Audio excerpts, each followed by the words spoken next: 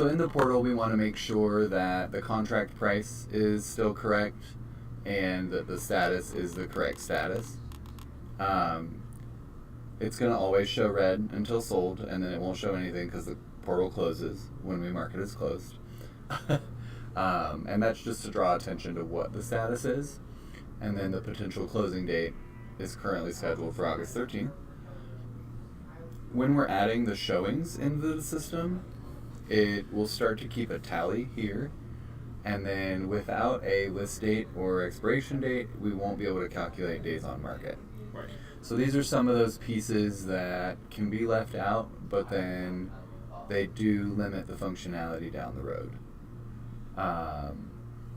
And then we want to make sure the contract files are here. In this case, since it was a listing, there would be a showing set, but we weren't inputting those during the course of their listing. Yeah. So we're probably not going to go back and add all of those showings just for a complete activity portal unless you absolutely want to. And then contract details, we just want to make sure that we have all of the right people showing. We don't want a seller to see the buyer's lender's contact information,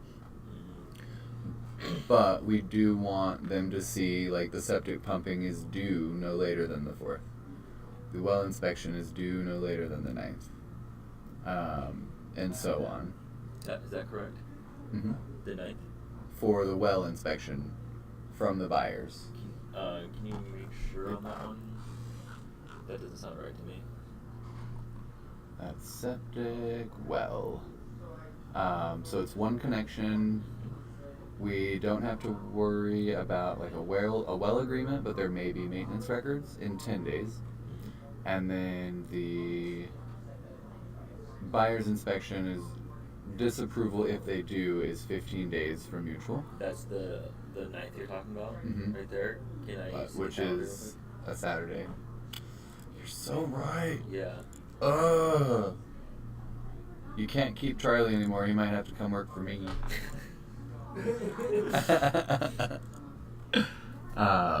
So yeah, it would be the 11th. Tanya is a mean fighter. She gets dirty. Uh-oh. I still have bite marks. Ooh. Yeah, it's crazy. Is that dirty, or is there a different word for that? I don't know. I better check the rabies.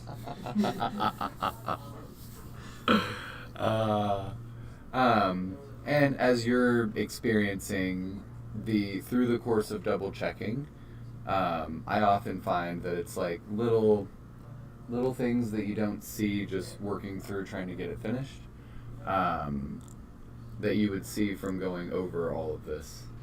Right. You know. Well, I'm just looking at the rest of this. This is well inspection due now the 11th. That's Mm-hmm. good. The inspection period is to the 14th. I remember that because I literally wrote up the email today. Right. That's how I know. That's how the 9th, I did not record any date on the 9th. Right. You're like, I don't know. No, what is this? Yeah, okay, the rest of this looks fine. Does this have anything else? Because, like, I included these dates here. Okay. Oh boy. So yeah, you're gonna have to do all this. Yeah, but that doesn't actually record in here, does it? It can. I mean, I don't have to put all that. That's Right. just, I mean, I looked at that, I thought those were important, so I put them Mhm. there. And so I would say for your internal stuff, you want all of these. Mm-hmm. For the client stuff, you want the ones that they're the most concerned about. Right. But then you get into what are they concerned about? Yeah. So as far as like what Blue does earnest money for the client, the closing day inspection, if it's a buyer, the homeowner's insurance deadline to get that going, and then septic pumping. The rest we kind of leave out unless they ask, because I'm also sending them follow-up emails to check in on stuff like that. Yeah. But, you know, it could be a way to improve our systems to include everything like this, because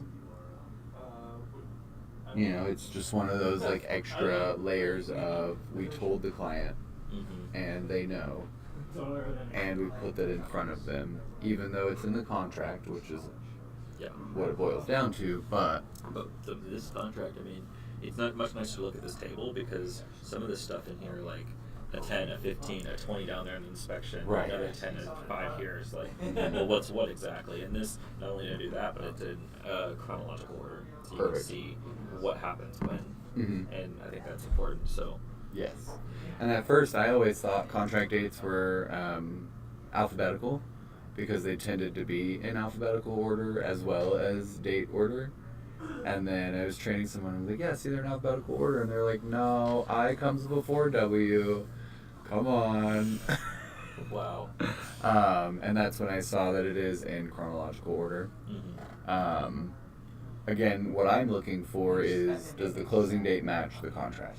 Yeah. I'm not looking to see what order it's in very often. Oh, I don't care what order it's in. I just want it to be Right. easy to read. Mhm. And it's easiest to read when it's in chronological order, I think. Right. So Right. they know what's coming next. And then remember, anyone whose calendar are attached to this contact dates, these are gonna go to their calendar. Mm-hmm. So like if we hook Tanya's calendar up, all of these dates will end up on her calendar feed. Even though she doesn't have a login. Mm-hmm. So we can still get her set up. The way you would do that is you would give her login access, copy the calendar feed link, and then take away login access. So you never have to pay for it, Yeah. but you still get the feed. And the feed is just like all of those settings become a hidden page instead of a non-existent page. So the system still lets you build out her signature so that she can send emails through the system. Mm-hmm. But you do all of that by, and we're still recording good, by making their user an active user, getting all the settings fixed, and then making them a non-login user again.